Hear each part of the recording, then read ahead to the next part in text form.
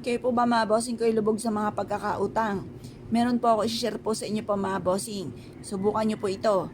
Basta parang kapag ikay kinabog at parang teka muna, magawa muna ito.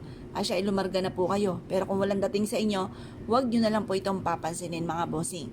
Ngayon po mga bossing, masasabi ko lamang at paulit-ulit natin sinasabi mga bossing ko sa video kung gaano karami ang pangarap ay ganun din po ang dami ng pagkayod. Kung nais nyo na magkaroon ng mansyon na bahay, mansyon din ang pagkayod. Baka naman po mga bossing, mansyon ang gusto pero ang pagkayod ay gakubo lamang. Or kaya po ay talagang konting kembot lamang ay pagod na. At tapos ay paladaing pa, naku, wag ka nang umasa.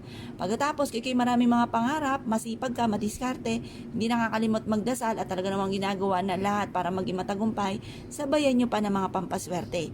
Ano tuloy-tuloy ang pasok ng swerte para mas maging masagana ang pamumuhay.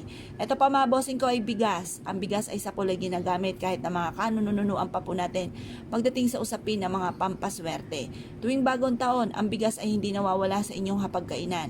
Kapag ikaw po ay bagong pasok sa loob ng inyong tahanan, kapag may bago kang bahay, may bago kang negosyo, ang bigas ay hindi rin nawawala. Kapag ikinakasal, kailangan ito'y paghahaluin sa bulaklak ng sampagita at ito po mga bossing ko or kaya po bulaklak ng rosas para mas maging masagana ang pamumuhay. Sa Paul, pagdating sa usapin ng kasaganahan ng kaswertehan, ang bigas ay hindi nawawala. Ngayon po mga bossing, gamitin po natin ang bigas na pampaswerte.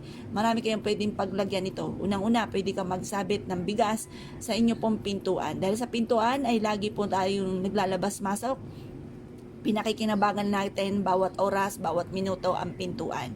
Ganun din pa mga bossing ko, mainam na maglagay ka ng bigas sa inyong lagayan ng kaperahan, sa lagayan ng kaha, kung kayo may negosyo or taguan ng inyong pong pera, ang bigas ay magdudulot ng kasaganahan para magkaroon ka ng maraming ipon.